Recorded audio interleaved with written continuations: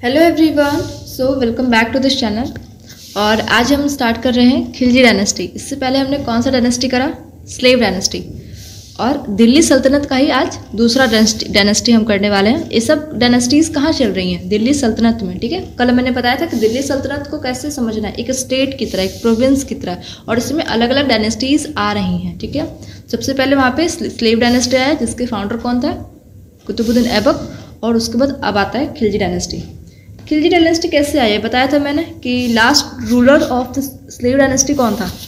कैकाबाद, जो कि बलबन का पोता था। ठीक है, कैकाबाद आया था, वही तो था लास्ट। और ये बहुत कम उम्र का था, और ये जिसका कम था और इस वक्त ये राजा बन गया था। तो इसका एक मिलिट्री कमांडर था जिसका नाम था मलिक फिरोज। ये सब पहले वाला रिवाइज करवा रही हूँ मैं, कल बता दिया था वीडियो में। तो इसका एक मलिक फिरोज इसका एक मिलिट्री कमांडर था। तो वो कैकाबाद को मार देता है, किल कर देता है, और फिर खुद ही थ्रोन पे बैठ जाता है और नया डायनेस्टी शुरू करता है। और उसी डायनेस्टी का नाम है खिलजी डायनेस्टी। और ये मलिक फिरोज कोई और नहीं, जलालुद्दीन खिलजी ही है। ठीक है, मलिक फिरोज जलालुद्दीन खिलजी एक ही इंसान है। ओके, तो खिलजी डायनेस्टी 1290 से लेके 1320 तक था। ठीक है, और स्लेव डायनेस्टी कहाँ से कहाँ तक था? 1206 से लेके 1290 तक स्लेव डायनेस्टी खत्म हो गया। 1290 से लेके अब 1320 तक खिलजी डायनेस्टी रहेगा, खिलजी डायनेस्टी। ठीक है, तो इसका सबसे फर्स्ट रूलर कौन है, इसका फाउंडर कौन है खिलजी डायनेस्टी का? जलालुद्दीन खिलजी, सेम मलिक फिरोज। ठीक है, चलो first ruler Jalaluddin Khilji, founder of the Khilji dynasty.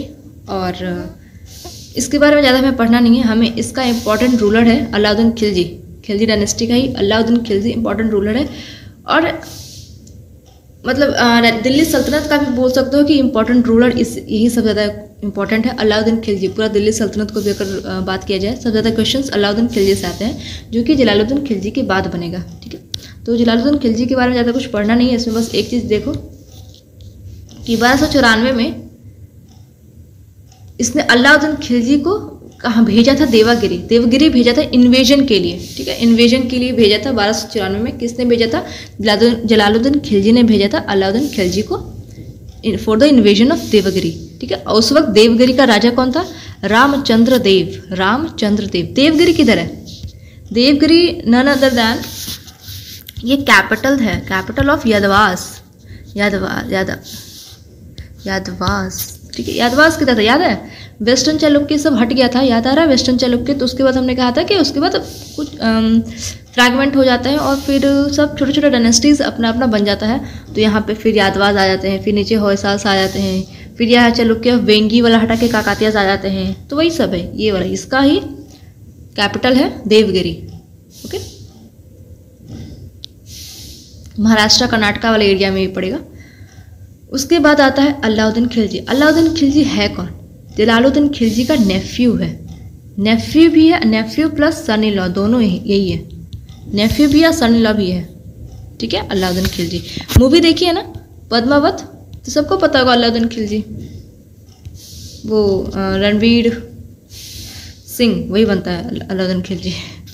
मैंने इतना टाइम क्यों लिया? मेरे को रणवीर कपूर नाम बड़ा कंफ्यूज करता है, शक्ल से याद है। अलाउद्दीन खिलजी, इसका रियल नेम क्या था? अली गुरशप। रियल नेम मीन्स कि जैसे जलालुद्दीन खिलजी का नाम क्या था?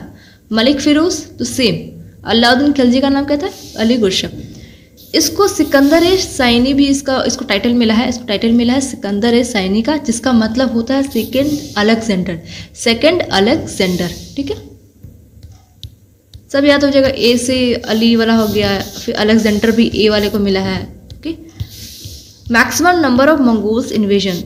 मंगोल्स का इन्वेजन शुरुआत कब हुआ था? इल्तुतमिश का टाइम पे हुआ था। चेंगिस खान आया था, फिर उसको तुतमिश ने भगा भी दिया था, लेकिन ऐसा पूरा नहीं भागा था। वो थोड़ा दिल्ली सल्तनत के पास वाले इलाके में अपने आप को बसा लिया था। तो maximum number of Mongol invasion Alauddin Khilji के टाइम पे होता है। ठीक है, अब देखते हैं कहाँ कहाँ अनेक्स किया अलाउद्दीन खिलजी ने।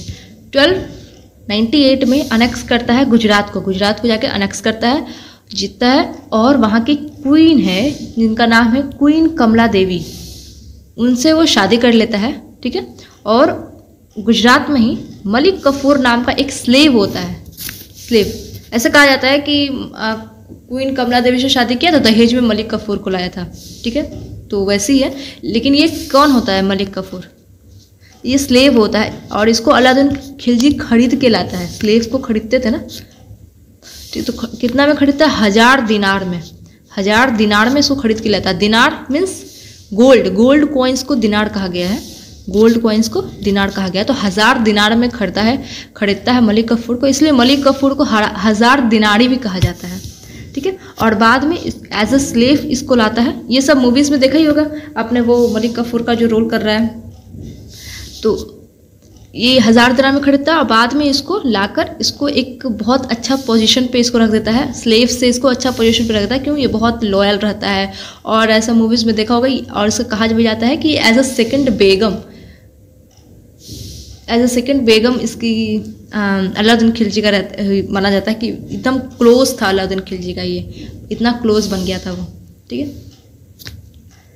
और इसको बाद में मिलिट्री कमांडर बना देता है, ठीक है। अलाउद्दीन खिलजी इसको, मलिक कफूर को बाद में मिलिट्री कमांडर बनाता है और इसको अलग अलग जगहों पे भेजेगा कि तुम जाके, हम इधर जाके लड़ रहे हैं तो तुम जाके उधर लड़ के लाओ, उधर जीत के आओ, ठीक है। तो ऐसे इतना इंपॉर्टेंट पोजीशन उसको देता है, इतना ट्रस्ट उस पर रखता है वो, और ये ट्रस्ट के काबिल होता भी है। ये अपने पार्टनर बोल रही हूँ, ये अपने मास्टर के लिए, अलाउद्दीन खिलजी के लिए बहुत लॉयल रहता है ये, ठीक है। तो मलिक कफूर को लाता है, ओके, 1000 दिनार में खरीद के, ओके। अब 1301 में अनेक्स करता है रणथंभौर। देखो ये गुजरात से लड़के आ ही रहा होता है कि मंगोल्स फिर इधर आते हैं, इन्वेजन करते हैं, ओके। तो अलाउद्दीन खिलजी को गुस्सा आ जाता है, वो जाता है मंगोल्स के ऊपर अटैक करने। तो मंगोल्स क्या करते हैं, रणथंभौर में जाके छिप जाते हैं, ठीक है। और उस वक्त रणथंभौर का राजा कौन था? हमीर देव चौहान। हमीर देव चौहान रणथंभौर का राजा था। तो अलाउद्दीन खिलजी क्या बोलता है कि देखो मंगोल्स तुम्हारे यहाँ छुप गए हैं, तो उसको भेजो मेरे पास, उसको वापस कर दो। तो हमीर देव चौहान नहीं वापस करता है, तो अलाउद्दीन खिलजी रणथंभौर पे ऐसा धावा बोल देता है, मतलब मिलिट्री अपना भेज देता है, अपना आर्मी सब भेज देता है और उसको अनेक्स कर लेता है, जीत लेता है। और यहाँ पे फिर जौहर परफॉर्म किया जाता है। जौहर क्या होता है? पहली बार जौहर यहीं परफॉर्म किया गया है, रणथंभौर में ही। उसके बाद सेकंड चित्तौड़ में किया जाएगा, जो कि हमने मूवी पद्मावत में देखा था। देविका पादुकोण को ऐसे देखा था ना, सब औरतें ऐसे जा रही थी जौहर परफॉर्म करने। जौहर बेसिकली होता क्या है कि देखो, मुस्लिम्स लोग ऐसे जीतते थे किसी इसका टेरिटरी को, तो वहाँ की जो भी फीमेल्स होती थी उनको अपने यहाँ ले आते थे और उनको हरम में रखते थे।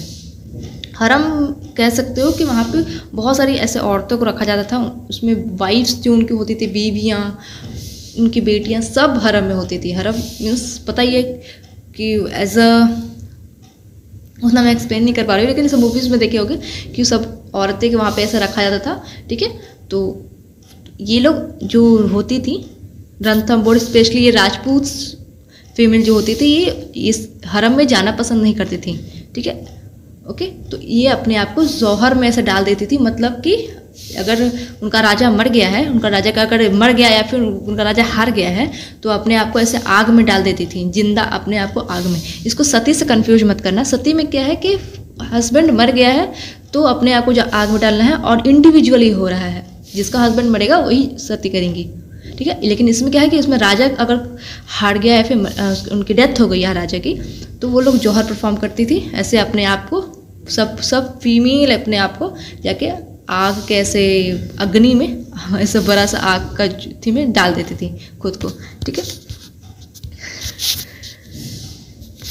तो जौहर समझ में आ गया। मूवीज़ में देखे होगे तो और अच्छे समझ में आई क्या होगा। 1303 में ये अनेक्स करते हैं चित्तौड़ को। चित्तौड़ वही जो मूवी में हमने देखा है, राजा रतन सिंह वहाँ के राजा होते हैं, और इन्हीं की तो वाइफ होती है वो पद्मावत, सब मूवीज़ में देखा होगा। लेकिन मूवीज़ में वो देखे थे वो सच नहीं था। जो मूवीज़ में हमने देखा है वो मूवी, पद्मावत मूवी लिया गया है एक लिटरेचर से, ठीक है, और उस लिटरेचर का नाम है पद्मावत, उसी से वो मूवी बनी है। और वो लिटरेचर लिखा किसने है? पद्मावत मलिक मोहम्मद जयसी ने लिखा है, ठीक है। और ये इसलिए इसको सच नहीं माना जाता है, इनके जो लिटरेचर इन्होंने जो लिखा है अपने पद्मावत में, जिसके बेसिस पे मूवी बनी है, इसको सच इसलिए नहीं माना जाता है क्योंकि ये इनके टाइम पे नहीं लिखा था ये बुक। मलिक मोहम्मद जैसी ने बहुत 150-200 बाद लिखा था, 150-200 साल बाद लिखा था, ठीक है। शेर शाह सूरी के टाइम पे लिखा था, सोचो। तो इतने लॉन्ग इंटरवल हो गए, डिस्टेंस हो गया था, तो फिर इसलिए इसको स्टोरी कुछ सच नहीं मनाता है कि अपने मर्जी से ऐसा स्टोरी बना दिया होगा उन्होंने, तो इसलिए, ठीक है। चलो, हाँ, और इसमें भी जौहर परफॉर्म किया था, देखते ही हैं। फिर 1305 में अनेक्स करते हैं मालवा को। मालवा का स्पेलिंग गलत हो गया, मालवा, ओके। फिर अभी कहा ना मैंने कि मलिक कफूर को भी वो भेजते हैं कि जाओ तुम, मैं इधर जा रहा था तो तुम इधर जाके आओ, ठीक है। सेंड करते हैं मलिक कफूर को। मलिक कफूर को किधर भेजते हैं? साउथ में भेजते हैं। मलिक कफूर को वो साउथ में भेजते हैं कि तुम जाके जीत के आओ। तो मलिक कफूर को यहाँ जीत के आता है, देखना है हमें।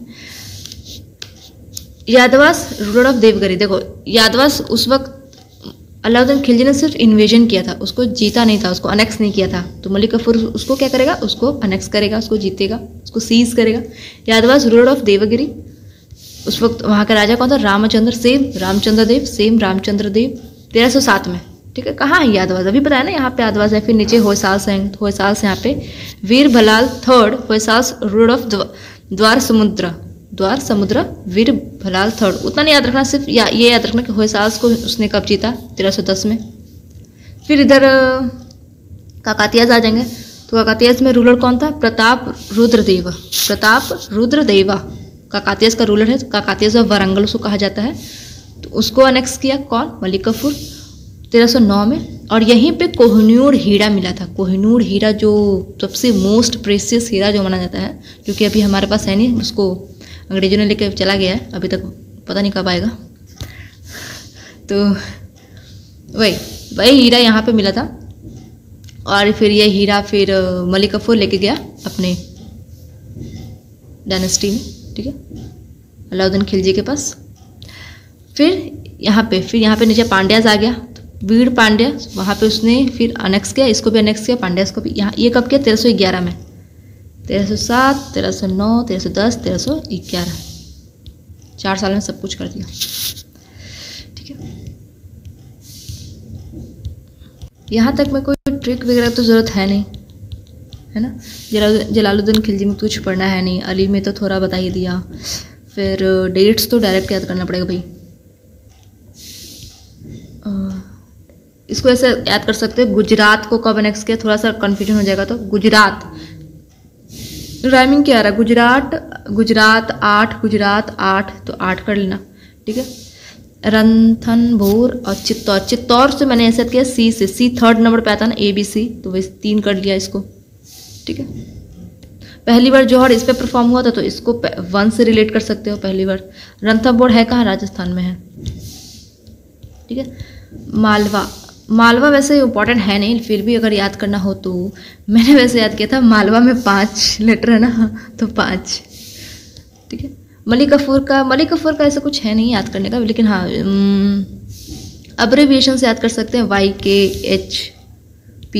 YKHP कर सकते हैं। Y से यादवास, K से काकतियास, A से होयसाल्स, P से पांड्यास, ठीक है। 9 से हो गया, 7, 9, 10, 11।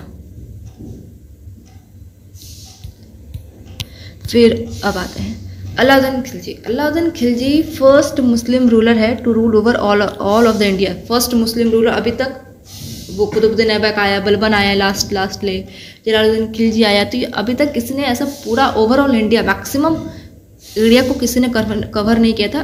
खिलजी ही जो पहला मुस्लिम रूलर है जो कि रूल किया ऑल ओवर इंडिया। एकदम साउथ में नहीं गया, लेकिन फिर भी पांड्यास वगैरह तो चल ही गया ना। First sultan to have standing army, इसके आगे एक चीज़ और एक्सटेंड करना है इसको, जिसको वो पेड करता था कैश में, पेड इन कैश में। इससे पहले एकता सिस्टम चल रहा था ना, एकता सिस्टम क्या बताया कि थोड़ा सा लैंड का पार्ट दे दिया जाता था, और उसको कहा जाता था कि तुम इस लैंड को ऐसा मेंटेन करो, इसमें से जितना रेवेन्यू निकाल सकते हो, टैक्स निकाल सकते हो निकालो, उसमें से अपना सैलरी रख लेना, और जो बचेगा वो हमें राजा को ला के दे देना। ये एकता सिस्टम था, तो यहाँ से एकता सिस्टम हटाया था। जो अलाउद्दीन खिलजी है वो एंड कर देगा, इसमें भी लिख देना एंडेड एकता सिस्टम। एकता सिस्टम को एंड कर देता है अलाउद्दीन खिलजी, फिर उसको कैश में पे करता ही है। ठीक है, अब आते हैं एडमिनिस्ट्रेटिव रिफॉर्म्स। एडमिनिस्ट्रेटिव रिफॉर्म्स में इंट्रोड्यूस किया है ये दाग एंड चेहरा। दाग एंड चेहरा सिस्टम इंट्रोड्यूस किया अलाउद्दीन खिलजी। दाग का मतलब क्या होता है? The branding of horses. चेहरा का मतलब होता है descriptive roll of soldiers. Listen, देखो इससे पहले क्या था? एकता सिस्टम था, तो अब उसको तो एंड कर दिया। ओके, तो अब क्या कहा कि वैसा लैंड वगैरह नहीं दिया, लेकिन ऐसा बोला कि देखो हम तुमको अपने कैश में पे करेंगे, लेकिन तुम्हारे अंदर कोई भी किसी भी पर्सन को उसको बोल दिया कि ठीक है तुम्हारे अंदर सोल्जर्स, इतने नंबर ऑफ सोल्जर्स और इतने नंबर ऑफ घोड़ास तुम्हारे अंदर रहेंगे। घोड़ास मतलब हॉर्सेस तुम्हारे अंदर रहेंगे, तुम जितना भी कर सकते हो। ऐसा नहीं है कि वो राजा देता था, अपनी मर्जी से तुम अपने अंडर सोल्जर और घोड़ा रख लो। ठीक है, तुम उसका मेंटेन करो, ऐसा अलाउद्दीन खिलजी बोलेगा कि तुम उसको मेंटेन करो। ठीक है, और सिर्फ मेंटेन करो, तुम्हारा सिर्फ काम है उस पार्टिकुलर नंबर ऑफ सोल्जर्स और घोड़ा को तुम मेंटेन करो, और जो सैलरी तुम्हारा बनेगा वो तुम्हें हम देंगे। तुम इसका काम करो, मेंटेन करो, घोड़ा को मेंटेन करो, सोल्जर्स को, सैलरी तुमको हम देंगे। ठीक है, अब सैलरी दिया कैसे जाएगा?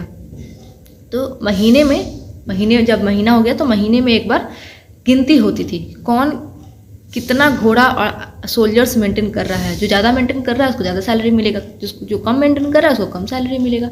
ठीक है, तो क्या होता था, जो तेज लोग होते थे, ज़्यादा तेजू लोग, वो क्या करते थे, यहाँ बैठा हुआ चेक करने वाला, यहाँ से लाइन आ रही है। ठीक है, तो जो तेज लोग होते थे वो क्या करते थे, कैसे उनकी लाइन ऐसे जा रही, सोल्जर्स या फिर घोड़ा से जा रहा है, और जो खत्म हो जाते थे वो फिर से उसको लाइन में लगा देता था। घोड़ा आगे चला गया, उसको फिर से पीछे से लाके लाइन में लगा देता था। ठीक है, और सामने वाले को पता चलता नहीं था, तो एक्स्ट्रा गिना जाता था। पता नहीं चलता था कि उसके पास 4 ही हैं कि 10 हैं। वो फिर से लाइन में लगा खड़ा कर देगा तो पता चलेगा नहीं, क्योंकि शकल थोड़ा ना याद हो जाएगा। इंसान को तो एक बार शकल याद भी हो जाए सोल्जर्स का, घोड़े का तो याद नहीं होगा।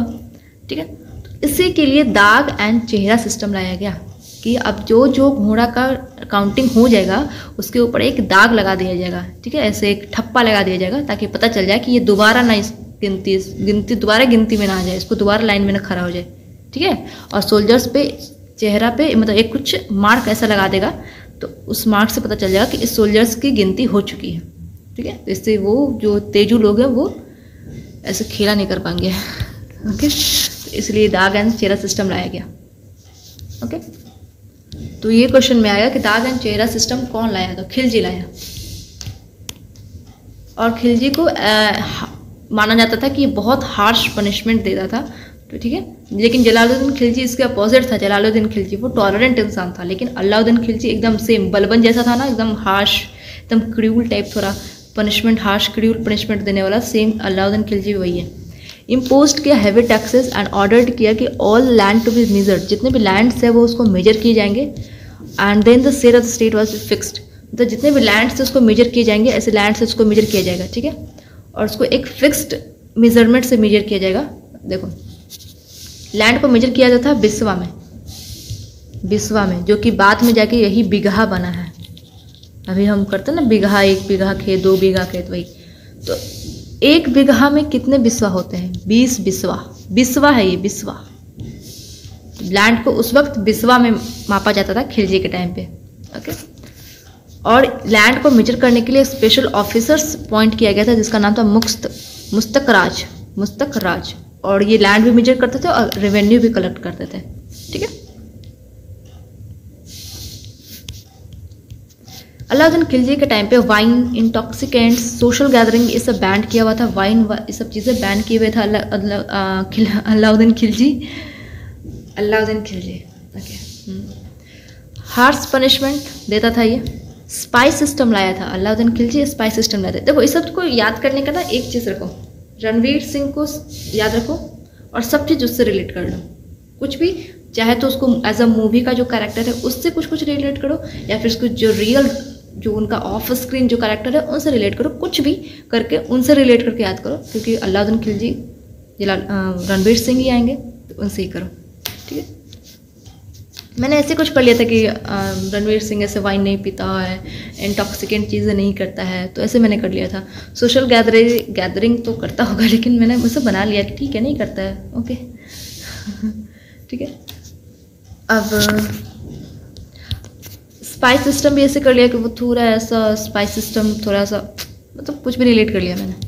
आप भी अपने तरीके से कुछ रिलेट कर लोगे तो वो याद हो जाएगा, ठीक है। स्पाइस सिस्टम इसने अलाउद्दीन खिलजी ने लाया और सीक्रेट स्पाइस उसने पॉइंट किए जिसको कहा जाता था मुनहियांस। मुनहियांस इसको याद कैसे करोगे? मुन में ले लो मन। अब मन में कोई भी बात होती है तो पता नहीं होता ना किसी को क्या बात चल रही है, तो क्या सीक्रेट बात होती है। तो मैंने ऐसे किया कि मुन से मन बनाया। अब मन में क्या होता है, बहुत सारे सीक्रेट्स छुपे होते हैं, तो ऐसे हो गया। अब आते हैं टैक्सीज। एक चीज़ और, अलाउद्दीन खिलजी फर्स्ट तुर्किश सुल्तान हैं, फर्स्ट तुर्किश राजा है जो कि सेपरेट किया रिलीजन को फ्रॉम पॉलिटिक्स से। मतलब पॉलिटिक्स और रिलीजन को उसने एक नहीं रखा, रिलीजन को पॉलिटिक्स से अलग किया। ये क्वेश्चन आया हुआ है वन लाइनर के फॉर्म में, इसलिए बस इसको लिख लेना कि अलाउद्दीन खिलजी ने रिलीजन और पॉलिटिक्स को अलग अलग रखता था वो, ठीक है। चलते हैं टैक्सेस। देखो, दो टैक्स तो थे ही पहले से भी, दो टैक्स तो पहले से थे और इसके टाइम पे भी थे, अलाउद्दीन खिलजी के टाइम पे भी थे। एक जजिया टैक्स, एक जख्त टैक्स। जजिया टैक्स नन मुस्लिम्स के ऊपर लगाया जाता था, नन मुस्लिम्स के ऊपर, ठीक है। और जख्त टैक्स मुस्लिम्स के ऊपर लगाया जाता था। जजिया टैक्स नन मुस्लिम के ऊपर, और पहली बार इस टैक्स को इम्प्लीमेंट कौन किया था? मोहम्मद बिन कासिम। मोहम्मद बिन कासिम इंडिया कब आया?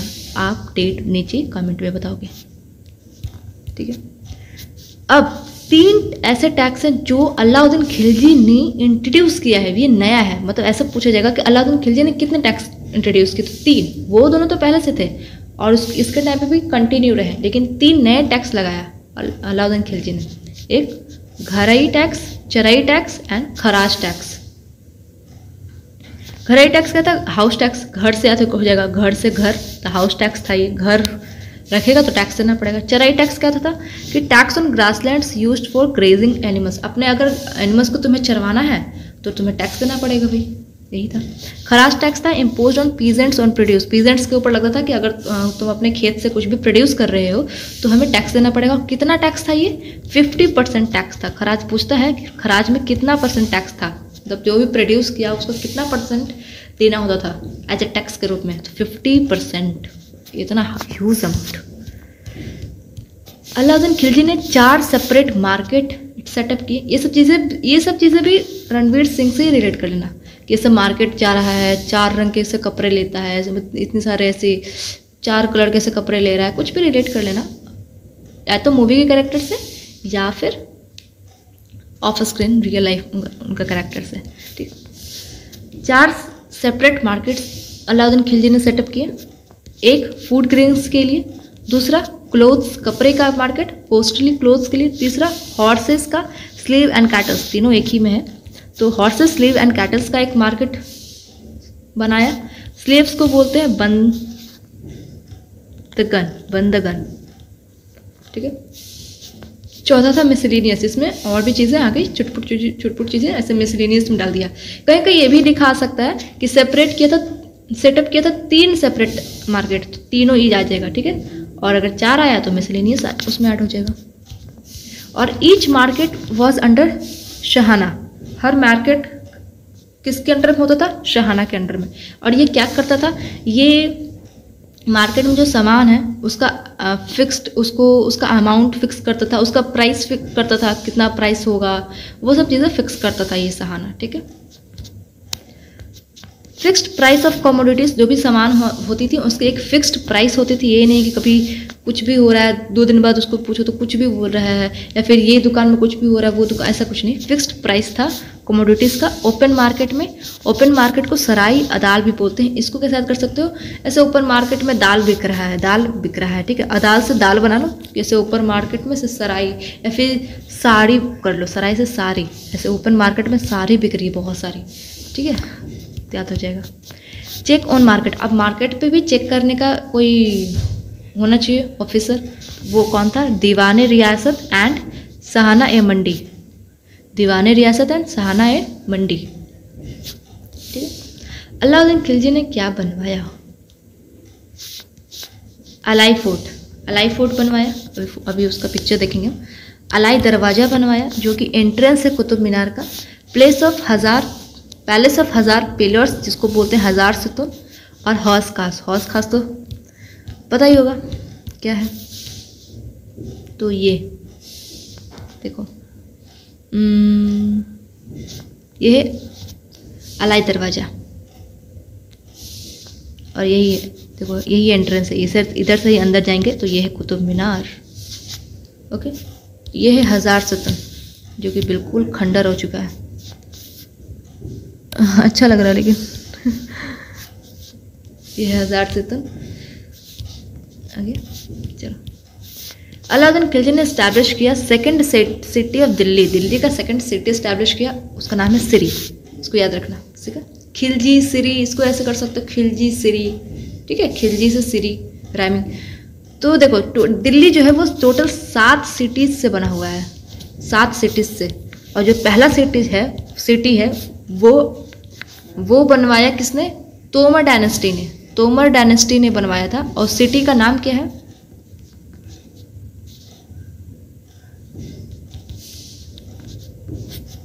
सिटी का नाम है किला राय पिथौरा। किला राय पिथौरा उस सिटी का नाम है, पिथौरा, ठीक है। किला राय पिथौरा उस सिटी का नाम है। किसने उस सिटी को बनाया? तोमर डायनेस्टी ने, ठीक है। और ये तो पहला सिटी है। सेकंड सिटी किसने बनवाया? अलाउद्दीन खिलजी ने, उसका नाम है सिरी। ऐसे करके 7 सिटी बनेगा और सिटी को मिला के दिल्ली बना हुआ है। टॉम्ब ऑफ अलाउद्दीन खिलजी किधर है? दिल्ली में ही है। अलाउद्दीन खिलजी कब टपका?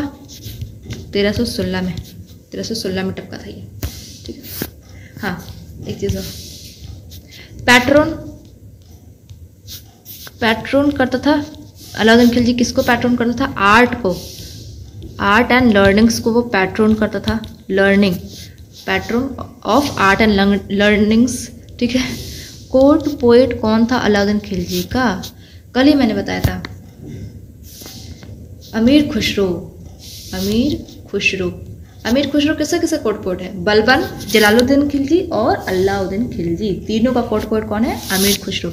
अमीर खुसरो का एक टाइटल था टुट ए हिंद। टुट ए हिंद, टुट का मतलब वही पैरोट, तोता, पैरोट ऑफ इंडिया भी कहा जाता है इनको।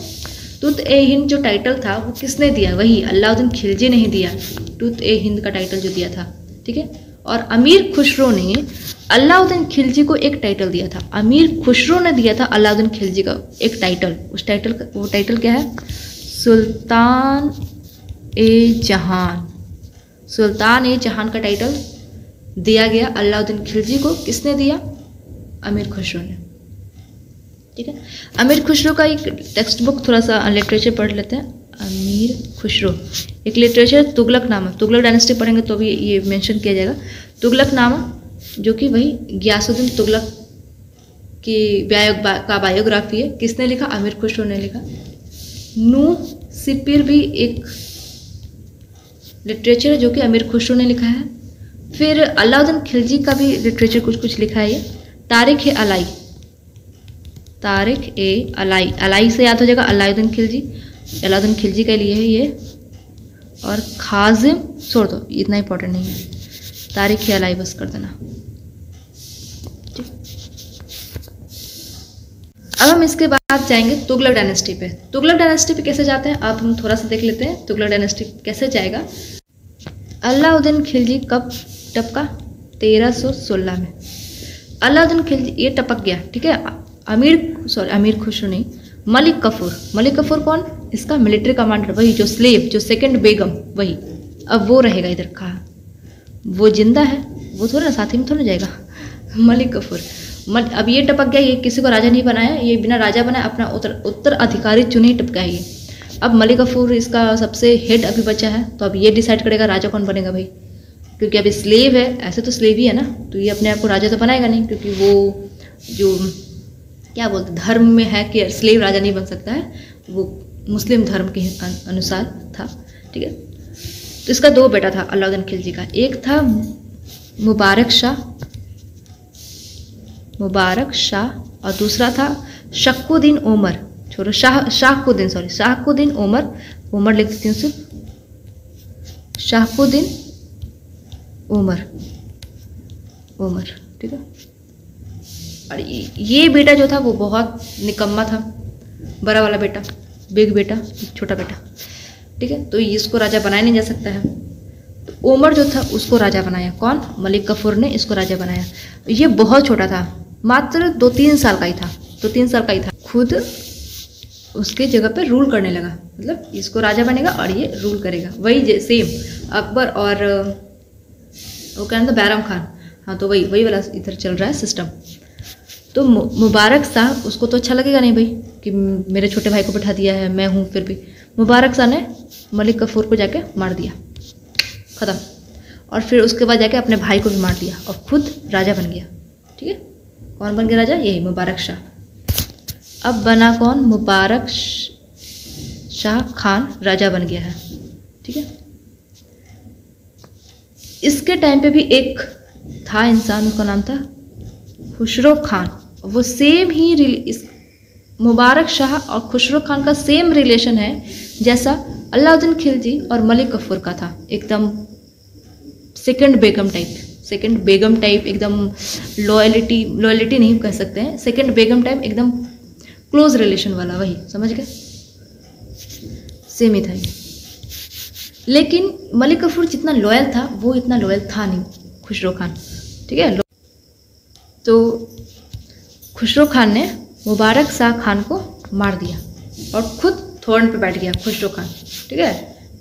रिलेशंस उसका वैसे था, मलिक कफूर और अलाउद्दीन खिलजी के तरह एकदम सेकंड बेगम, एकदम वो वाला। लेकिन ये लॉयल था नहीं, वो लॉयल था मलिक कफूर, ये नहीं लॉयल था। ये मुबारक शाह को मार दिया, खुद बैठ गया किधर? गद्दी पे, थ्रोन पे खुद बैठ गया। अब इसको मार देता है कौन? गाजी मलिक। अब गाजी मलिक कहाँ से कहानी में आ गया? गाजी मलिक कोई और नहीं, गाजी मलिक भी एक कमांडर ही था अलाउद्दीन खिलजी का, ठीक है, एक कमांडर ही था। और गाजी मलिक को वो नॉर्थ वेस्ट भेजा था, उतना मत जानो, लेकिन गाजी मलिक एक कमांडर था अलाउद्दीन खिलजी का, ठीक है। तो वो मार देता है खुसरो खान को और ये फिर गद्दी पे बैठ जाता है गाजी मलिक, और फिर ये नया डायनेस्टी स्टार्ट करता है।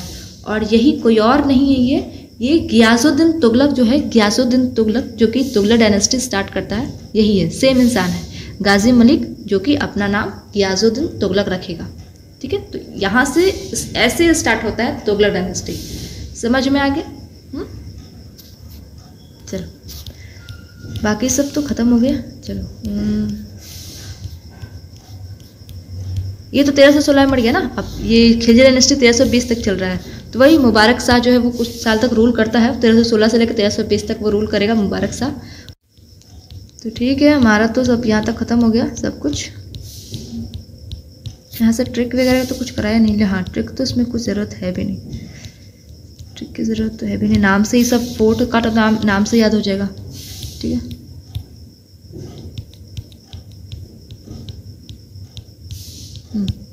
तो यहाँ तक में कोई भी अगर डाउट हो तो कमेंट बॉक्स में आप ज़रूर पूछना, ठीक है। और कल हम करेंगे तुगलक डायनेस्टी। PDF के लिए आप टेलीग्राम चैनल पे चले जाना, ठीक है। इसमें ना सारा PYQs एडेड है, सारा नहीं, 2023 तक एडेड है, ओके। तो 20 उतना ऐसा आप मैच कर लेना, आपको सब मिल जाएगा, ठीक है।